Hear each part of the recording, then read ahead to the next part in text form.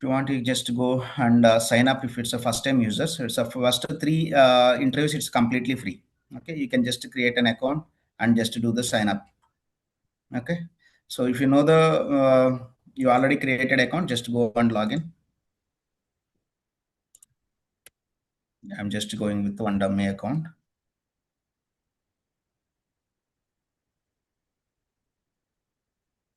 Okay. So we can upload resume and we can validate the resume, and also we can able to compare with the JD. Example, you have any resume and any company's interview tomorrow.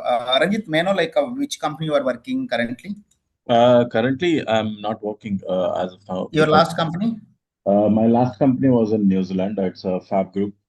I have shared my resume as well with you. Okay, If okay. you remember, it was What a it long is? time. Name spelling? Fab Group. Grow, na? Group. Fab Group. GROUP. Okay, okay, GROUP. got it. Okay. So in which domain you worked earlier? It was on a retail chain market as well as a healthcare industry, both. Okay. Let me try like as a DevOps engineer only now. Okay. Okay. But Sorry, Mahesh, it's in a, okay, it's in a Fab Group only in New Zealand, right? It may won't right. show. Let Yeah. me try with any local company. But Mahesh, my resume is there in Naukri, but still I get background calls, Oh, okay. not directly from We the will company. verify today then. You can join at 4 o'clock session. We will validate. Okay. Okay. So Okay. I'm taking this company's JD example. Mhm. Okay. I'm going here, upload any resume, random resume I will upload, sir. I will check it if your resume is there in download list. I will upload yours as well. Okay.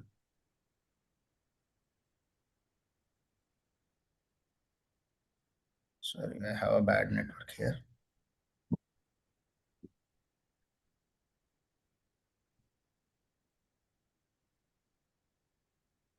I will upload any one random resume.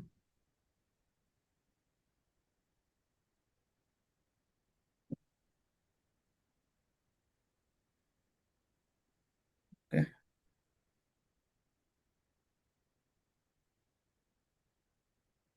So it will check how much skills are compatible and missing or not missing. Maybe I uploaded data in a resume, but I have given the JD as a DevOps engineer. So we'll Right. check it like how much it's compatibility. And also it will predict at least a 40%, 40 to 42% of interview questions it's going to be predict. You can see. Matching skills only Python, SQL, some cloud and data migration and GCP. All other Terraform, AWS, because it's a different roles, right? It's mismatching. Right. You can able to check in that way, and then you can go with the technical interview practice. Example, you have another mid-level experience, and you are into the Python. Example, I'm just giving. Okay, and technical interview.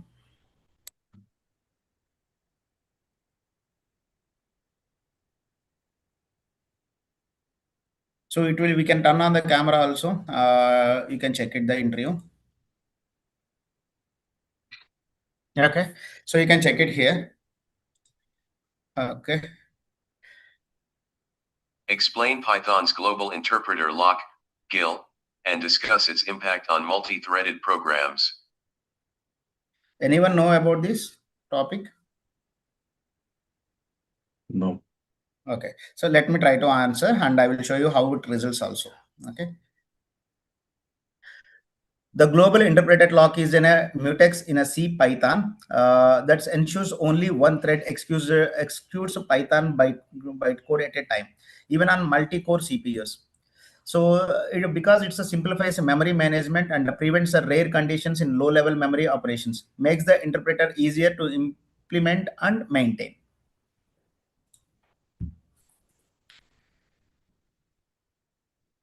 Okay, you can see it's converting all into the text and then it will be read later. I'm just submitting. The second question, it will should depends on the my answer. It will be increase or Explain reduce the Python global complexity. interpreter lock, GIL, and its impact on multi-threaded performance. Okay. Yeah. You can type also and you can record. I will prefer to go with the record only because so that you will get a better idea how they were conversion rate, the voice conversion as well. Okay.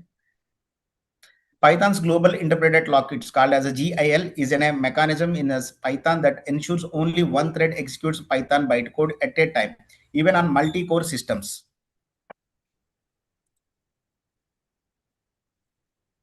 I will end with the 2 questions for now.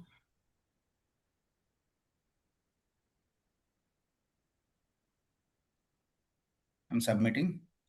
Explain the concept You of can download your metaclass interview in video Python and provide a use case. and you can view the report. Let me check with the view report. You can see what is the question and what I answered.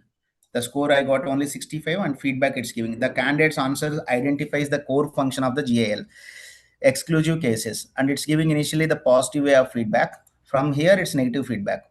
What I have to be improved. However, the response lacks clarity and precision. The language used in somewhat because even to be frank, I'm reading just okay, and it's giving recommendations where you can able to improve. Last time when we had a discussion about that, you were saying that it's in a development process, right? And now Yeah, it it's is completed. It's completed, yeah. and we are giving for the some colleges as well. The college and university students are utilizing now. No. We have multiple options even for freshers and like recent college graduates. They can go with aptitude and reasoning as well, and multiple choice questions just for a memory. It's kind of gaming way. You can able to remember by doing multiple times practice. These are technical interview. It's a purely depends on the JD. It will shoot the questions, and then behavioral interview. It's mostly managerial round questions. Who holding more than 5 years experience? It will be very useful. Okay. So you guys can try for 3 interviews for free. After 3 interviews, it's costing around 2,000 rupees for a 50 mock interviews. But for KSR students, you will get it 199 rupees. Just 90% with you will get some coupons. Just at 199 rupees, you can able to get it for 50 mock interviews. Okay, now I see. 4 rupees, I guess, for interview. Yeah, now it is fully functional. Yes, it's complete. Fully means like the development will be the regular process.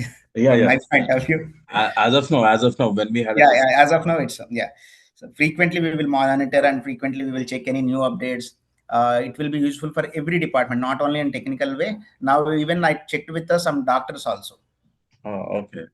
Who are in a medical field. I just verified it will be one works or properly or not. One of my cousin is there and I uploaded his resume and randomly pick one JD from a hospital. He was an orthopedic doctor and it's asked a question like, you have a confirmed a surgery in the next 2 hours, but before 2 hours you find an X-ray or scanning in a rare tear. What you are going to be operate or else you are going to be retest or else you are going to be hold. It's asking that kind of questions.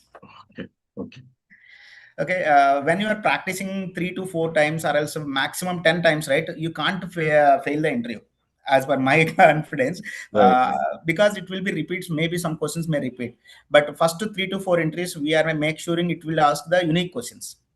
If it is a JD is different, it will ask maximum unique questions only. When you are practicing 5 times or 6 times, for sure you will get a more confidence and you can able to crack interview very easily. You don't need to be depend on any manual effort. You don't need to be depend on only man power, because we can't get every time. We can't ask a mentor. We can't ask Rajni to take a mock interview for every time. Even we have some fear, right? Like the discomfort, like to ask you again and again, and what he may feel. This kind of problems we have. It is just a system. You can go and sit in alone in a room and just do multiple practices. Right. Mahesh, can you just put this link in the chat? Yeah, let me post.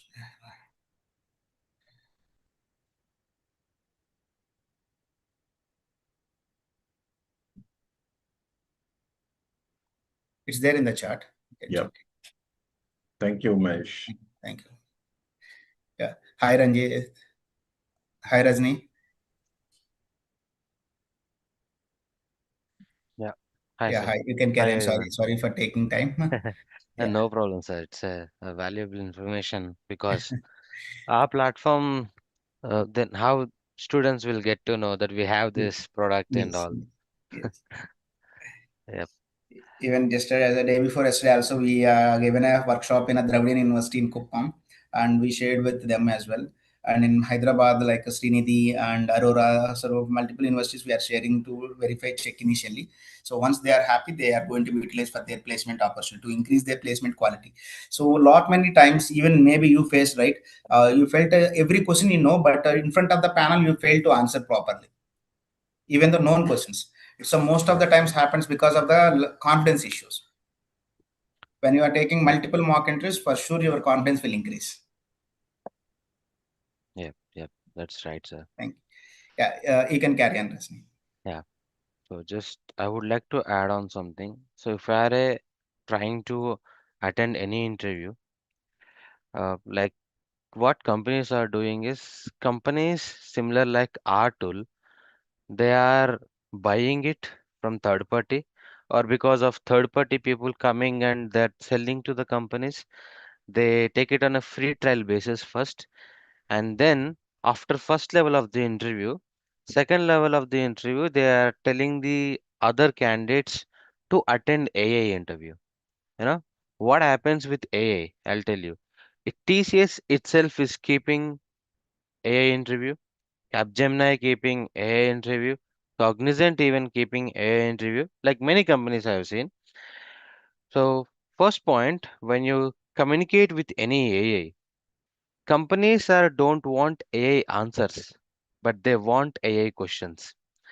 So that means when you are attending in person, like person face to face over the video call, if you do some sort of anything with the chat GPT and you're trying to answer by chat GPT answer, they don't like it. You write a code with the chat GPT, they don't like it. But in the place of interviewer, if they can keep an AI and they can validate you. So that is the era right now it is going on.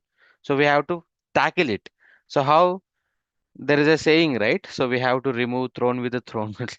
So similar like that with AI interviews, we have to sit in the place, attend the make us ourselves comfortable with AI, and then get our mind clear, confidence clear, and then get into the interviews. So that's what I would like to tell you.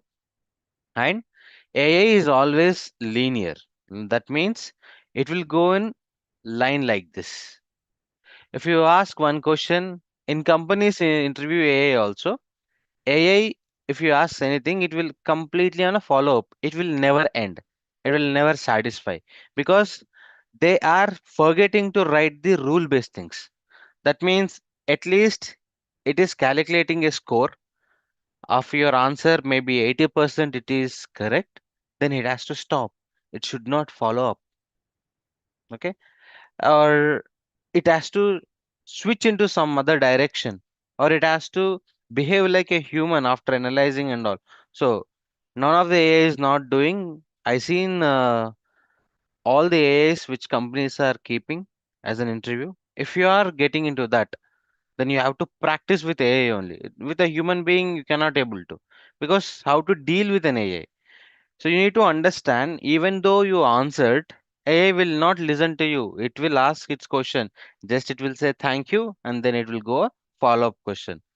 So it will lead to 1 hour, 2 hour, 1.5 hour also in some of the companies I've seen, especially in TCS, especially in Capgemini, especially Accenture. So these many are there.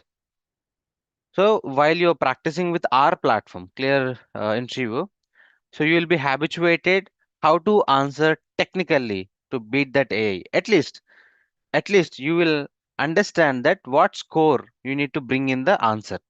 If you bring that score in the answer, then the AI, whatever the rule they have written, okay, somewhat percentage candidate is satisfied, so that it will not go uh, in a loop manner, like uh, follow up loop manner.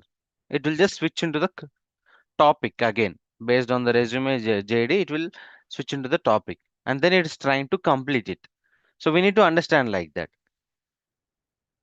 That might be helpful with a clear mind interview, because many places there are AI interviews are there, and it is both side.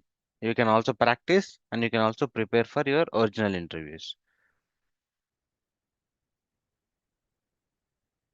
Okay.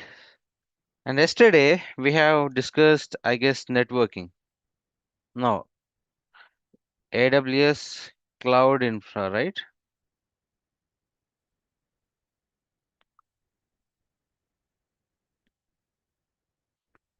So AWS Cloud Infra, and we have clearly discussed on EC2. EC2 means a server, I said, right? How to create, how to deploy it means create and deploy the server, connect to the server, and log in inside the server. And we done some sort of commands in it, right? And then we have installed one static website also. We have seen it and over the web browser, we have seen it as well. So that is what we have done yesterday. So I hope everyone got a good understanding how the server will be look like, right? So that is the first thing. Why we are calling EC2 in the AWS? I think I wanted to tell you yesterday, but by the classes by the end of the time I forgot it. See, I said server. Server will contain compute process. Your laptop also will have the compute where you run the things, operating systems and all. It's a compute process, right? Yeah, this is my server, which is having compute process. On top of it, I will run operating system. So this is my operating system. It could be anything, Windows, Linux, anything. Okay, it is a GPU also, whatever CPU also. Now, where this server is, so this server is on the cloud, right? This server is on the cloud. So I'm taking compute server on the cloud, CC. Now, I wanted to expand this server. That means in future, I would like to add more disks. I would like to add more disk. So I can expand like this. I can add one more 3 GB. Okay. So that means I can expand this line, right? Yeah. This compute I can expand to it. So this is called elasting. If you remove it, it will come back. You can also back to your position and you can also increase. This will happen. This is called elastic, right? So this E is E. Elastic compute in the cloud. So that's why it is EC2. So that is a shortcut. And what about the instance? Instance means instantly. In a minute you can create, in a minute you can delete. So this EC2 server you can instantly create and delete. So this is the logic behind why AWS is given the name to the server, EC2 instances. Okay. So this compute you can like it is elastic and compute server over the cloud. Simple EC2 instances. Right.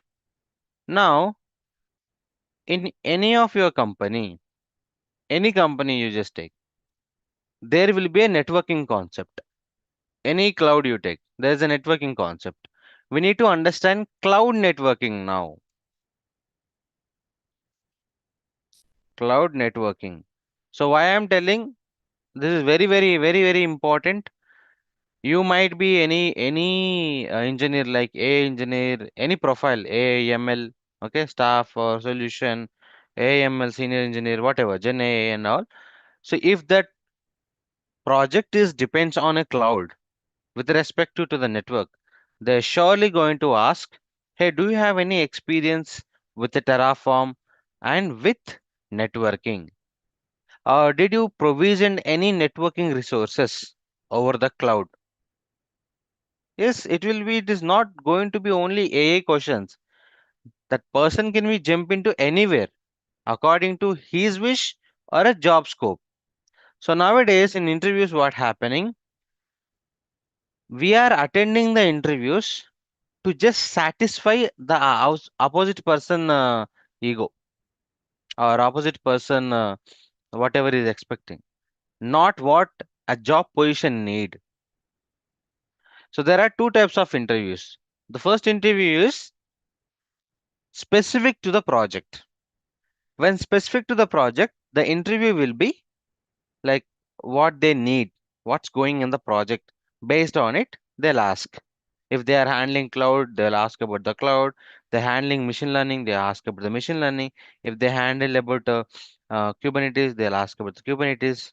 Any serving stacks, yes, they will ask about the serving stacks. But when it is organization level, so they're just hiring like that, and then you have to find the project inside. So one panel will come and then he'll just general and very general, whatever he knows or what he would like to try to know from you, he'll just do a rapid fire on you. You have to satisfy him. Otherwise, your interview will not get selected. You have to satisfy him. All the point is satisfying him. So he will jump here to there to here. Many places he will jump. Whatever he know. So could be that this is also. He'll going to ask cloud networking because it is relatable. Cloud networking, when I say in AWS, Azure, and GCP, same. VPC, VNet, and VPC network. Okay. Same thing, but the different names. Same functionality, different names. First, let's understand easy thing called VPC. So, virtual private cloud. What it is? I have an AWS cloud or Azure cloud, anything. This is actually refers public cloud because we are publicly logging into this AWS account, right? It's an account, AWS. And then we are creating our own network like our data center.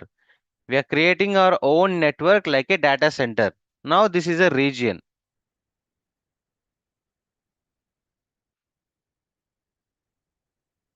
Just understand this is a region. Which region, sir? Mumbai.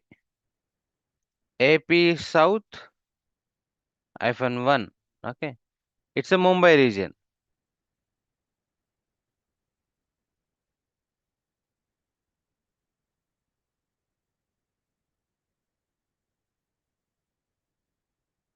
It's a Mumbai region. Okay. Inside, I have VPC. This is VPC. VPC means I'll create my own network. I'll create my own network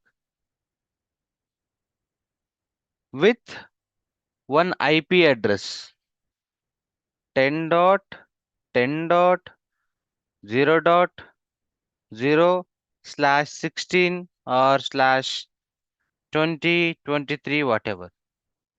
Why I'm taking this IP address? We also discussed yesterday IP address things, subnet things. So this is I'm going to call it as CIDR. It's a subnet mask. CIDR. Over the public AWS cloud, I'm telling that on your data centers, I selected this Mumbai data centers. I would like to create my private network. I would like to create my private network. So inside my private network, I would like to create subnets because I can't directly use the VPC. I have to create subnets. What I'll do is I can create a subnet. So this is the one subnet and another subnet. Two subnets I can use.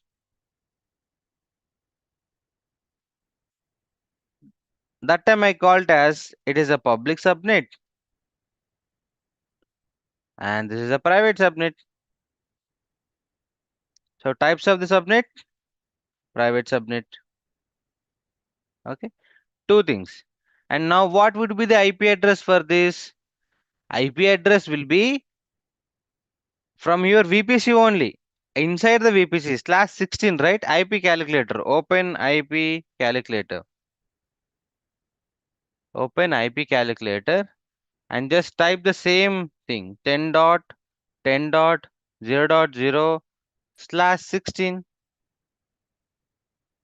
How many? 65,534 IP addresses are coming. Can I use all of them directly? No. What is the 10 series? Private series, right? Public and private.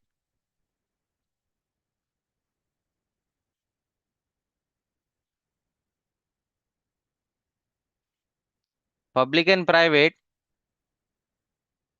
See, 10 dot series is a private, right? So we can use anywhere. No need to buy. But when you go to other than that, you have to buy the IP addresses.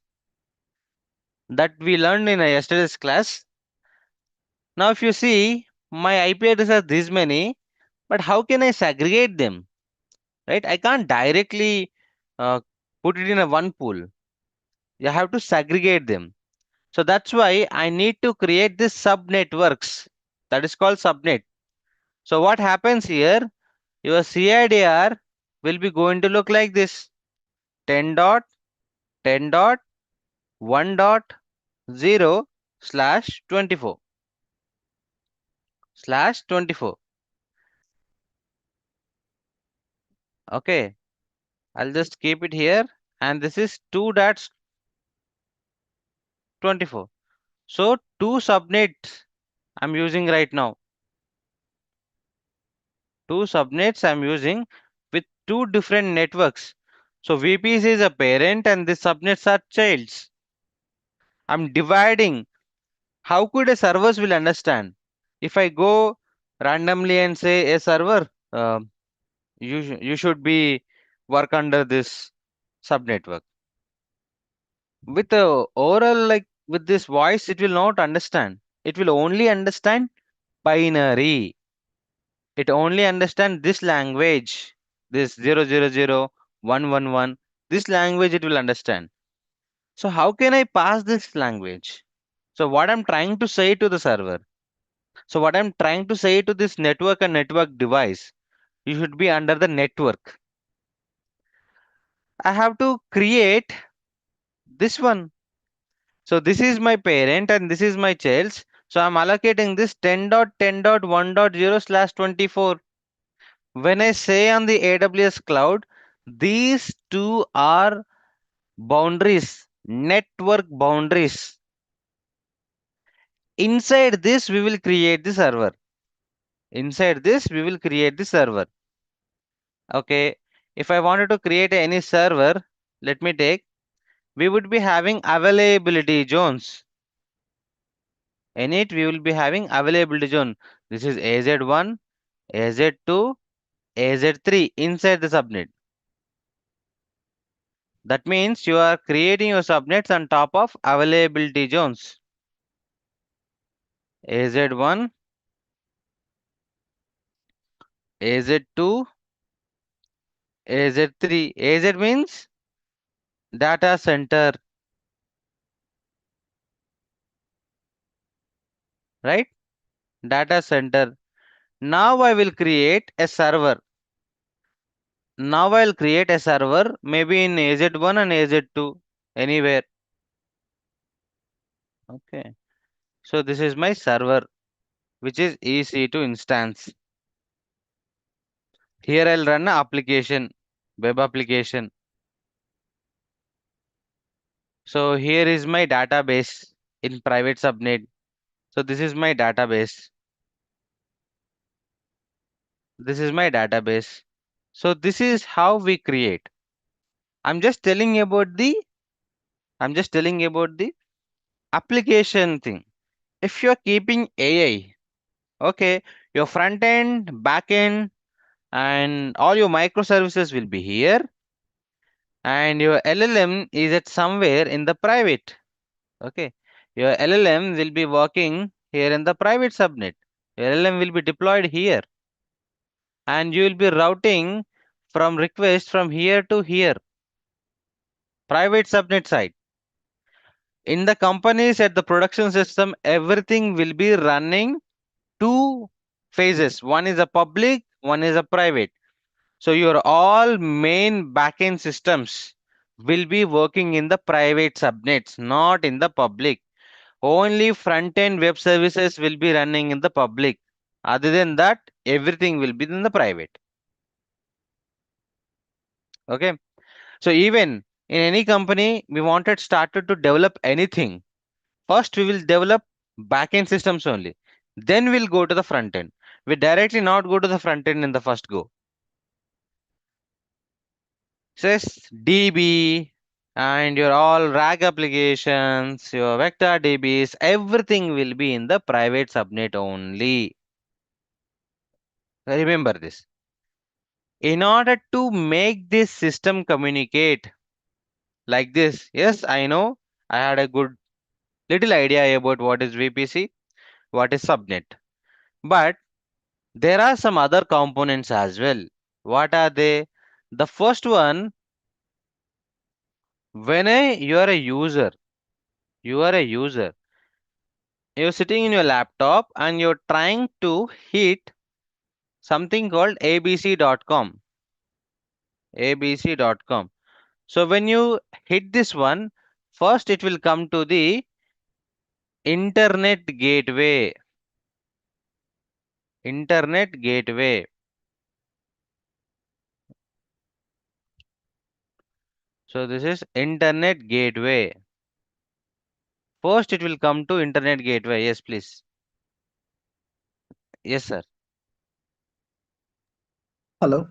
Yeah. Rajnikant, sorry, I little bit confused. Subnet will be part of availability zone or available inside availability zone, subnet will be there, right? I draw this one is you will be creating subnets. Your subnets will be whenever you create availability zone. Whenever you create EC2 instance, you will select the availability zone, right, sir? First, you have to select VPC, then you have to select the subnet, and then you have to select the availability zone. Then you can able to create the EC2 No, stepwise. inside. So what my understanding was, inside the availability zone, we create subnet. That's not, is that not true? It is true. It is true. On top of the availability zones only, we create the subnets. So whenever you select any region, that means three availability zones comes to your place, means in your plate. On Okay. top of this three availability zones, you can create how many servers that you want it to be. So you create subnets will be there automatically. It is applicable to all the availability zones. You cannot restrict that I only want only one availability zone for one subnet. No, three availability zones will be showing over there. Okay, No, okay. My understanding was it will be our choice, right? We can your have choice only only. one of, Yeah, your we choice can only. restrict if we want, correct? Right, right. So while Uh, you're so as per your, creating, I just observing your diagram. So it should be like inside availability zone, your subnet should be there, right? Inside that but subnet, your server should be there, but but correct? but you will be not understanding if I draw like that. So whenever you're selecting any EC2 instance, the steps should be VPC, subnet, then select an availability zone and then create this one. So okay, while you're creating subnet only, example, you just only said I want only AZ1. Then AZ1 only will be visible to you. Okay, just you delete it. While you're creating subnet, you said only AZ1 I want. Then it will only show the subnet available AZ1 only. You can create EC2 instance on AZ1 only. There is no option for you. But when you select other two as well, while you're creating subnet, you'll be able to see three of them, right? You're getting my point. Okay. Let me log Okay. in.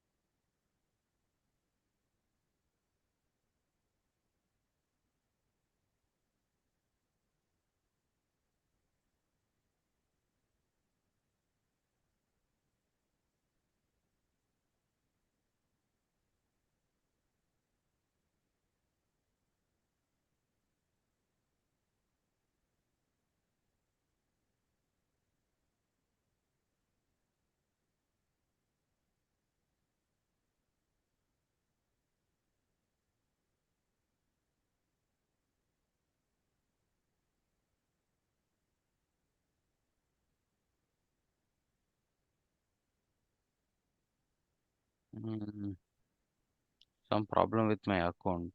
I think 2, 3 Okay, accounts. fine. I understand the concept. Yeah, we Yeah. can. I'll just I show thought you that. I was just observing your diagram, so Okay, it okay. So made me something suspicious. even if you see that when you're creating subnet, it will give you the option to select three Correct. availability zones. So if you select one option, only you want the servers to be created in this subnet in one availability zone or through availability zone. So you have to only create the server in the two availability zones like that. So that is why if I draw availability zone like in the big, and if I say subnet is a small inside, again you will be get confused. So I see this students are getting confused with this. And Oh, even your official diagrams from the AWS. Okay, if you see that, you never get what happening over there. So that's what I would like to make a clarity here. so cost optimization we have to pay for then three servers, right? Across which is across three availability zones. Sorry, sir, can you repeat this? Like cost optimization perspective, if we maintain our even our private servers also in three availability zones, then we have Hmm. to pay, right, for three servers. No, if you create the three servers in three availability zone, that is a requirement, then you can create it. But it's up to you. You want to create the server in which one? So if you are creating server in AZ1, that will be only in the AZ1, and you will create one more in AZ2, and then in between you will keep one network interface card and otherwise a load balancer. You will keep a load balancer here. So load Right. balancer thumb rule is what? At least your one of the servers, two of the servers should be in a different availability zone, not in the single availability zone. Load balancer thumb rule. If you want one more, then go here. So that time you will be Okay, creating no, no, like ASG. one doubt. If I set up three or four servers from a single availability zone or single subnet, will that don't work? It will work. If I attach to my target group the servers which are in the same availability zone in the same network, Hmm, like suppose NLB, not ALB, I want to hmm, distribute just my internal traffic. Will that hmm. work or will that will not work? It will work. It will work. But there is no point of using the NLB. You are only having one availability zone and three servers in one availability zone, and you're just doing load balancing to that. But there is no high availability. How can you call high availability? No, I'm just asking about you said right. It is thumb rule for load balance. I just want to make clear my confusion, so that's why I asked. No problem, sir. So it will work. There is no restriction. Thumb rule means they're saying that this is a rule you have to follow. Okay, you are keeping two servers in one availability zone and you wanted to drive your load balance. It will work. You can create the target groups, assign the system instances there, and just route the target groups to your load balancer with whatever you want, path based or host based. Then it will forward the route traffic to your target groups. But for Yeah. forwarding all the thing in one availability zone will not make any sense, sir. Because if No, no, anything I would mean be for happen, NLBs, internal, our internal, like if you want to screen something, some hmm, jobs, or like if you want to send hmm, traffic to hmm, not, you don't want databases, to put, yeah, that's databases you in that can use. perspective. Yeah, for Uh, databases purpose you can use NLB. okay. Yeah. So first of all, this request will come DNS to the internet gateway. So from the DNS to the internet gateway, that will enter into your network. So from this internet gateway, there is a route table. There is a route table. So this is a route table. What this route table will be doing? Route table is having all the information about your source and destination. Source and destination. And this route table will associated with your subnet. So whenever interview question, how can you call a subnet as a public or a private? Public or a private? Sir, anyone answer my question, sir? How can you call by looking at the subnet, it is a private or public? If it has internet access, then it's public. If it don't have internet access, then it's private. No, at the first go only, how can I say this is having internet access and this is having not having We can internet access? Seeing we as can say that routable, right? is Inbound, outbound rules. Okay, sir. My private subnet also I will be having route seeing table. IP address, No. IP address. If it is seeing connected IP to the net address. gateway, if it is connected to the net gateway, then we'll be having the internet access. Okay, so now But just private subnets, we will set up NAT gateways, right? For that also we have to create a gateway in air only, public subnet only. now just tell me, sir, Correct. which one is public and which one is private?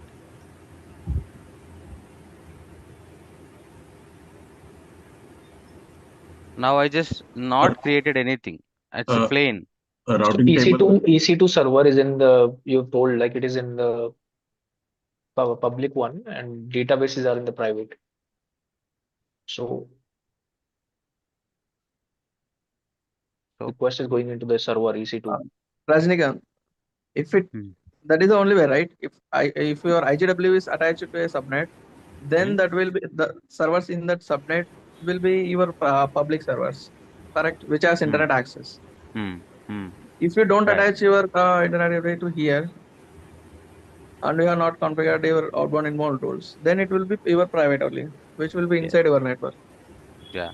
So whatever this route, this IGW from your route table, if it is hitting your any of your subnet, then that subnet will call as a public, which is no internet gateway association with any of the subnet. That's clearly called as private. So simple.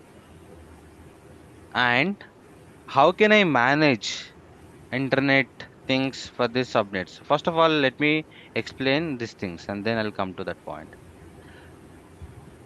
So any user, he would be entering from the DNS to the IGW first because this is a internet accessibility for your network inbounding. And then the route will go to the route table. Route table will check the entry, whether this request can be proceed to the subnet or not. So if this subnet entry is there inside the route table, then it will accept. Then it will forward the request to subnet. But so when you are forwarding this request, so there will be a one more called security group. Security group. So the security group will be come into the picture before your EC2 instance. This is at EC2 instance level only.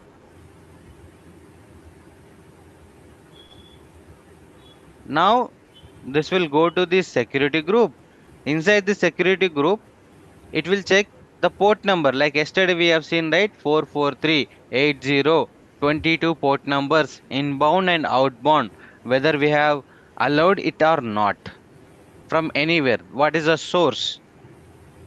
So we have three types of source. Okay. So with that, did we allowed it or not?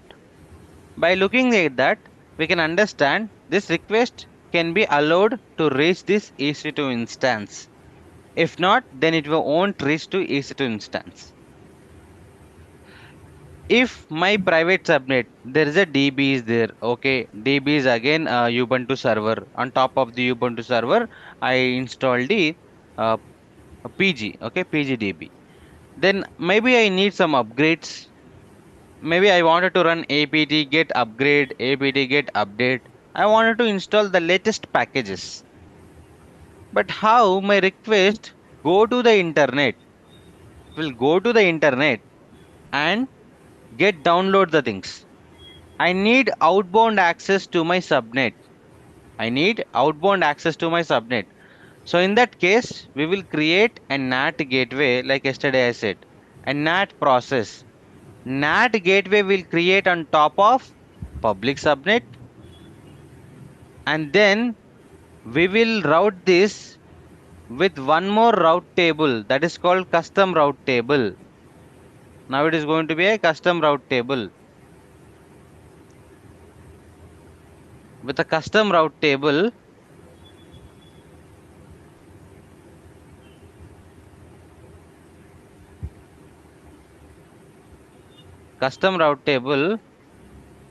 I will attach to my subnet. So this is how your outbound access will be happen from your private subnet. This is private and this is public. So private and this is public. Now your DBs and all will be getting an access via NAT gateway to your uh, server to download any packages. But for your web servers, will get an internet inbound access from the internet gateway. Okay. So this is how it look like. And here you'll keep the load balancer, NACLs, many other things. Okay. Inside, example, there is a S3 bucket. Example, there is an S3 bucket. Your server wants to communicate this S3 bucket, or your DB wants to communicate this S3 bucket. So how the request will go? Request will go like this. It will come from the internet and it will go to this. This is not recommendable. This is not recommendable actually. So how can I understand the internet flow, user flow inside the network? So let me tell you that first. Sir, just think only one thing, a building. Take a building, a community building as an example. Any community building, a gated community. I am a user, I'm a guest. Maybe I'm coming to your home. Your home is in the gated community. First, I'll come over there and then I'll come to know that, oh, this is a landmark and this is a route. Maybe I have to go there. Okay, I got a landmark and I was entering into your gated community by internet gateway. I entered into the gated community. So, but I have to go to some place, right? Which place I have to go? I have to go to the maybe some tower one and flat number is some at 20th floor or somewhere. Then I have to catch a lift. Lift is nothing but your lift is nothing but your route table. So here it will be having all the information. So if you are 20th floor means at 20th floor the lift will be stopped if you press the button. Okay. And yes, I took a lift and then it was stopped at the 20th floor. And in 20th floor, so 20th floor is a VPC. 20th floor is VPC. Okay. In 20th floor VPC, I have many flats. So one of the flat is your public subnet. Your public subnet. And then you have to go to this flat. Maybe it is a 12th, the flat number is 12 or a 10, something like that. And but there is a dog in front of your flat. So the dog will only allow if the dog know you. If the dog don't know you, it won't allow you inside the flat. That is security group. So simple. And now you will enter into the flat and you will communicate with the server. That means with a person who know you know him, right? So your friend or your cousin or your relative, anyone, you will be going to communicate there. So this is the process. Now, gated community land is not yours, right? You're not owner of the land complete in the down. You're not owner of the tower also, building also, right? You're only owner of your own flat. That's it. But you're not owner of any other things. Similar way in AWS also, you are just owner of your network, but not all the things in the AWS. Not all the things in the AWS. So this is how the user flow will be happens inside. Example, this is my website, website like SDFC bank. Your request will come, will come, look at that. Okay, okay, this is that. And Security group will go interact. While you're interacting with your application, this application will be connected to your DB and it will run all the queries, backend queries and all, then will come and represent to you. So it will come back to you like this. This is how it works, the real architecture. This is how it works. Now the problem is my EC2 instance, you have uploaded a photo in the SDFC portal. Where that photo will go? Your image, your profile photo. Your profile photo, my EC2 instance, the application has to upload here in the S3. Here in the S3 storage. But while this is going, since it is having internet, then it will go like this. It will go outside of the internet and then it will push to the S3. Is this a recommendable? So do we send this request outside of the internet?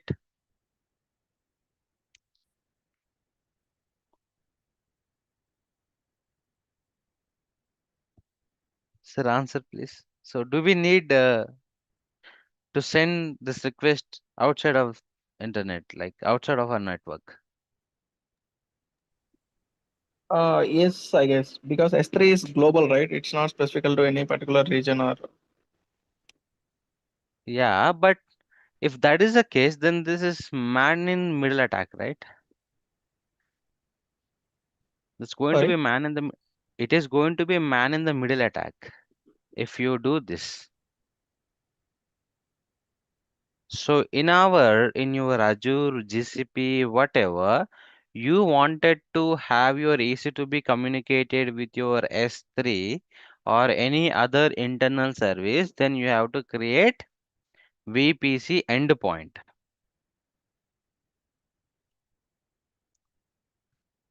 So whenever you create VPC endpoint, your request will not go from outside.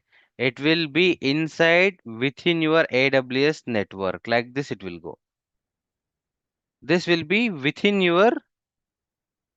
It will be within your AWS only. So I can draw AWS now like this. Now this is my AWS. Inside the AWS, I have region. So here itself, I can send by using VPC endpoint. Internally, I never communicate from the internet. So this is how your real architecture will work.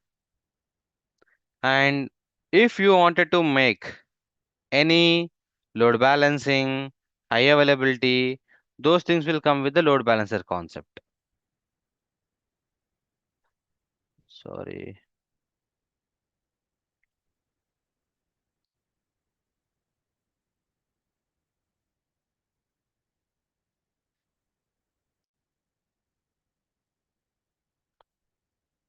So this is how a cloud networking will look like. I don't know, my account is still in a suspend mode only. So otherwise we could create a network right now. So the same network what I'm showing right now, we can create and we can deploy something and we can try to access it. So this is called NAT gateway. As I said, NAT is one to many. In real networking terminologies, NAT is having three things: one to many, one to one, and many to one, like this. Okay, but now we only use one to many thing. Only one to many. It will be having one elastic IP, EIP we call. With that elastic IP, it will give internet to all of your subnet IPs. Whenever you say /24, that means 254 IP addresses will be available, right? 254 IP addresses will be available. 1.0/24. 24. Calculate. 254. 254 are the useful IPs. That means you can create 254 servers inside that subnet. 254 EC2 instances you can create in it. Okay, but however, whenever you create VPC, whenever you create the subnets, there are 5 reserved IP addresses will be gone with the AWS only. 5 reserved IPs it will take automatically. So that you will only get hit here around 250 only.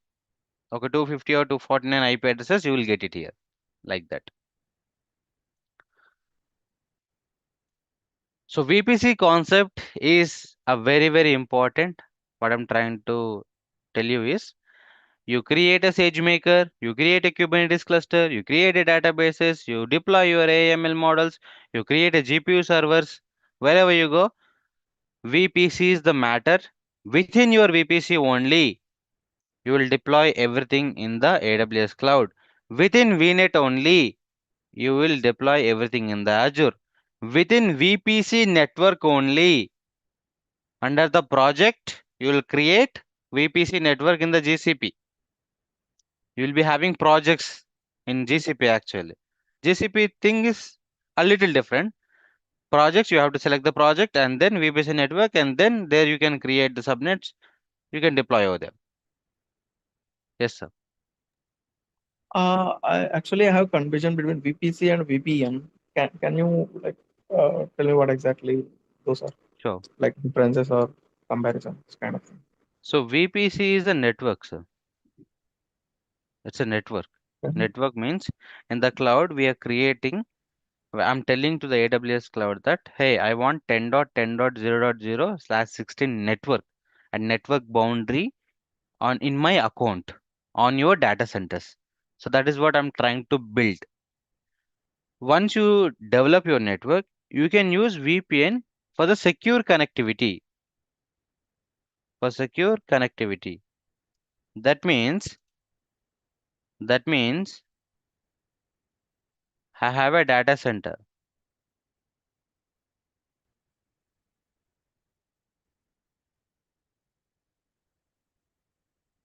I have a data center.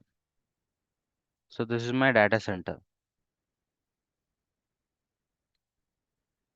I'll just take this one. This is my data center.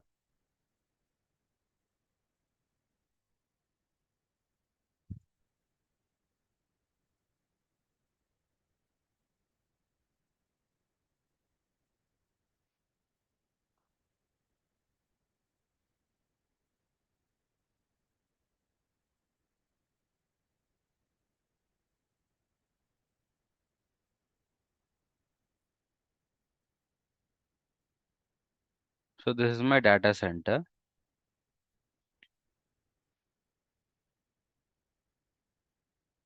From my data center, I would like to connect securely. So in order to connect securely, you need to connect VPN actually. So VPN is needed. VPN like site to site with IPsec VPN. You need to connect this one. So while you're connecting, you ultimately connects to what? Not the region. You will connect to the VPC. You will connect it to the VPC. So what happens at your data center? You will be having one router. Okay, router. So this is your router. After your router, you will be having one firewall. Okay, firewall.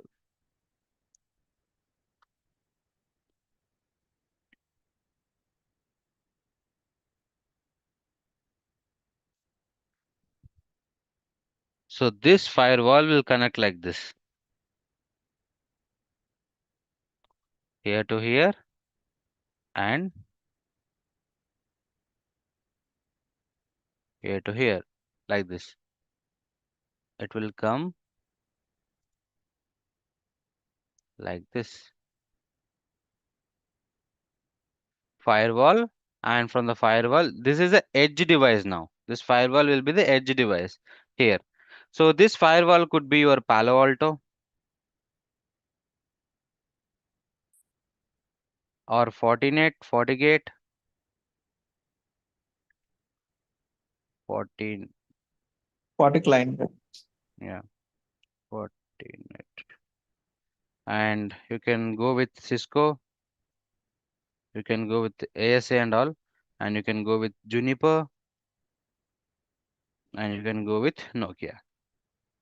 Okay, so like Huawei also, or yeah. So these many firewalls are there. We can use any of the firewall, Juniper, SRX firewall, Cisco firewall, Fortinet firewall, Palo Alto firewall, Cisco ASA firewall also you can use them. So if you are using this, okay, here you need to configure some vendor configurations. For that, at your VPC, you have to create which service? You have to create a VPN. Okay. While you're creating VPN, you need to create VPN gateway and direct connect also there. And so whenever you create the VPN gateway in your AWS cloud, it will give you one file. It will give you one file. So this file you have to download it, and there will be information of IPsec. Okay, what IP addresses you need to be, and IKE keys. Okay, internet key exchange.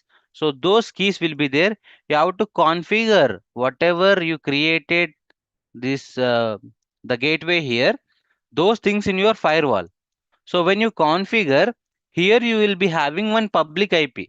Your firewall will be having one public IP. So this public IP you will utilize here. You will utilize here. Then you will be also configuring ASN, autonomous system number. You will be under one network. So the same one you have to configure here. AWS also having one autonomous system number. Okay, you have to configure again with the BGP protocol. If you're specifically looking for one network at one area data center only, you need to configure BGP protocol also. What BGP protocol? What is your BGP protocol configuration you are doing? So those things, if you configure your firewall, use the same ASN and same the public IP and keep it here. So when you keep it here, IPsec will be enabled. IPsec is an VPN actually. There are two phases, phase 1 and phase 2. Phase 2. So what happens in phase 1 and phase 2? These keys will be exchanged. These two keys will be exchanged in the phase 1 and phase 2. So we call them as tunnel, IPsec tunnel. Now your request, your data, whatever you are communicating with your VPC, that will be completely private and secured with this tunnel. Nobody can come and beat this tunnel and hack this tunnel. It's impossible to do, because these keys they write, these keys will be exchanged every time. It's highly secured.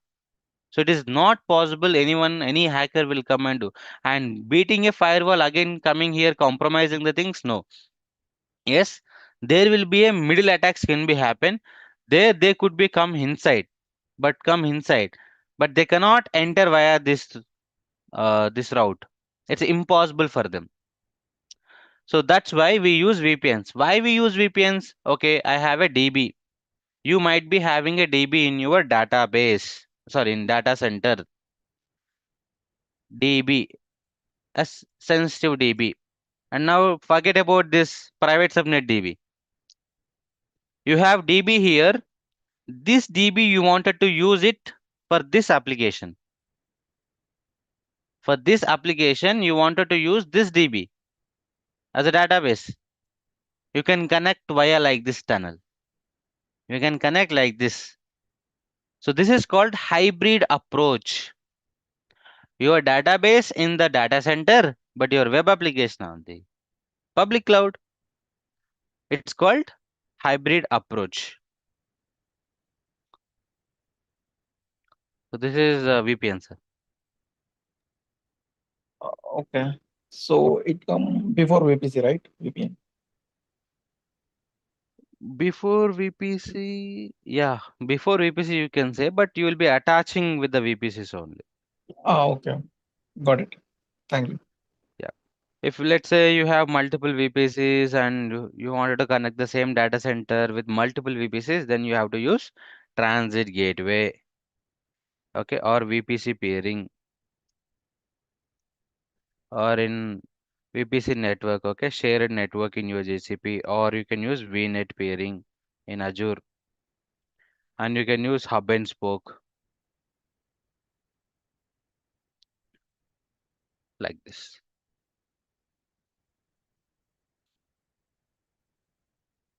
Yeah, thanks, Rajnikant, for detailed explanation. Yeah, yeah.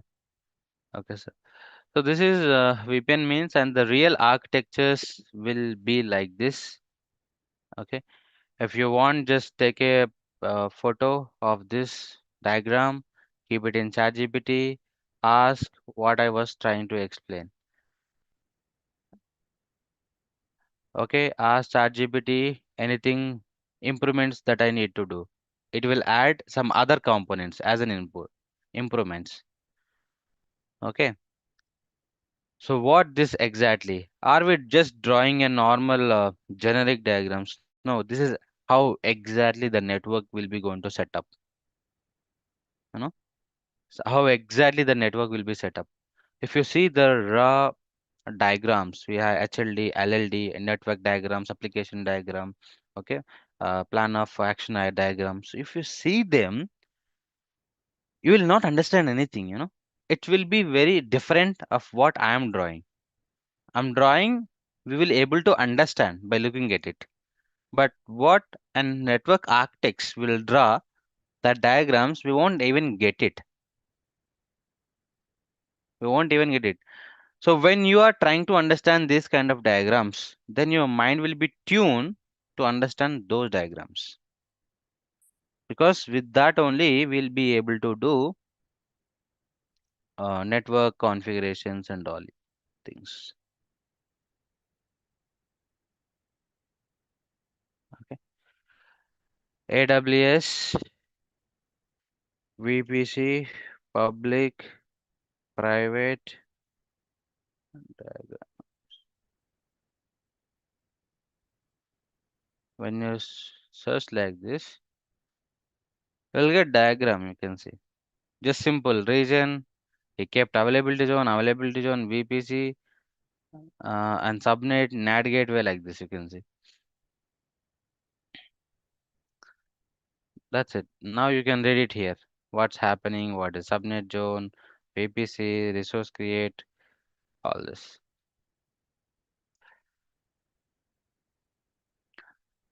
Sir, if no questions for today, it's fine. And I would like to create the same lab.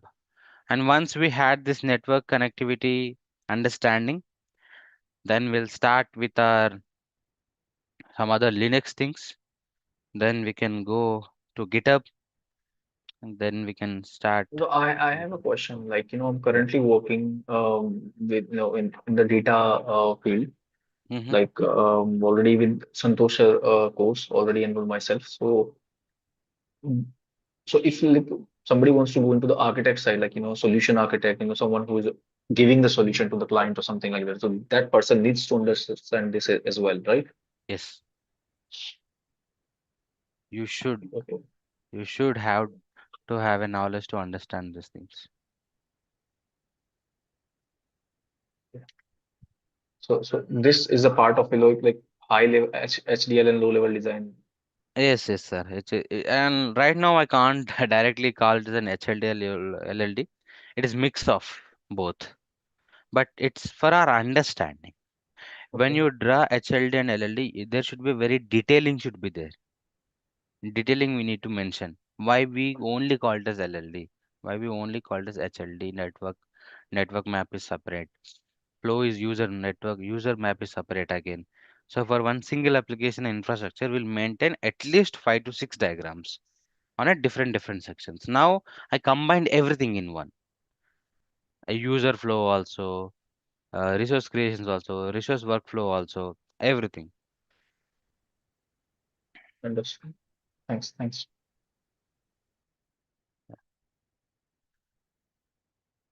Any other questions, sir, from anyone? Rajnikant, this is Ranjit here. Hi, sir. Uh, Rajnikant, you asked me to put this in the ChatGPT, right? Mm-hmm. It has given me good images based on the uh, exact picture what I shared. So it has compared with AWS, Mm-hmm. GCP, and as well as Azure, and it has given all the information about all the three clouds. Hmm. If you're okay, I can share the slide. Please share Uh, it. can you stop sharing?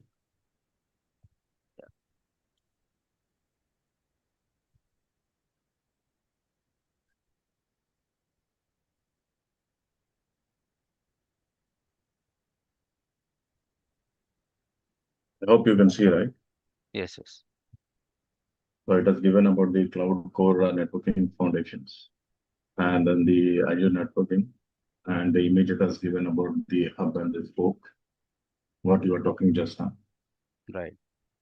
And then it has went to the energy, as you're also saying about that. Mm-hmm. So it is all it is showing about the Azure. And then next it has started with the AWS networking, and you can see here the diagram, Mm. EC2 and everything, NAT networking and how it goes on. Yeah. And okay. Done. So here is the exact picture. Transit gateway, you were talking about this as well. Right. So it has given me such kind of image with AWS. Yeah, yeah. And is it done? Yeah, yeah. Any And more? then Yeah. and then with the GCP. GCP also. Okay. So this is what it has given me with Mm-hmm. GCP. Mm-hmm. Okay. It has given all the complete information, and Right. it has given the at the end that comparison. Right. Right. Right. So what happens after my explanation? Now you'll able to understand that entire slide. Right, right, exactly. So if you give this slide to a person who is not attended our class, today's class, Hmm. then he will get confused. He will not never interest to read even. At first Right, two slides only he will drop. right, exactly, exactly. Now the cloud code is given this PPT and it's just mixed up all the information Right. because it will do crawling. Okay, it's called crawling. Hmm. It do a crawling of information from the different pages, AWS page, Hmm. Azure page, Hmm. and GCP page. Hmm. Whatever the information available, it will bring up and try to frame a good answer, and then it will connect an agent Hmm. to connect their PPT, Hmm. means Canva. If Hmm. you maybe you are connected Canva, then it will create Canva, Right, or they are already connected in the backend system for this PowerPoint thing. It will create a PPT for you. right, So it will create a pre-template things and it'll try to put it over there. right. So in that process, it will bring all information and Hmm. it's trying to present to you. So that's Correct. what it is trying to do, Hmm. and it added a lot of other information as well. So that Correct. is good to have. But when Hmm. you read it, you should Hmm. not get confused. Right, What are exactly. all this again? What is again on-premises? On-premises means data center. Right, right, exactly. I'm aware of it. Will I'm aware of some it. people don't know? Just Yeah, yeah, yeah, yeah. on-premises means data center, and some other terminologies it is used. NACL. I even not touched NACL, but Hmm. it is added. Yeah. That is at subnet level. Right, exactly. Everywhere it will be there. Yeah, Okay. yeah. Again, so there is some firewalls added. WAF it will be added. Right, Many other resources it will add over there because it's trying to make it better. right, exactly. So that's where if you do this kind of activity, what Hmm. happens? You will get to know some more information on top of my class. Exactly, exactly. Okay, so you are on a right track. At least you believe you are in a right track. Right. So self validation for yourself, Yeah, self satisfaction at least. yeah. So So keep you as you motivated. also said that just check it in the ChatGPT. So I did that, and then it has given clear information comparing with your diagram. Yeah. So that self motivation, this self validation is needed, sir. At least self cross checking. So it's not like I just thought something in the class and you just listen and you're believing it is 100% right. Right, right. Oh, We can have a cross check kind of thing. yes, right. Sir. So that Thank you, way Mr. it will improve your knowledge actually. Right, right. Yeah.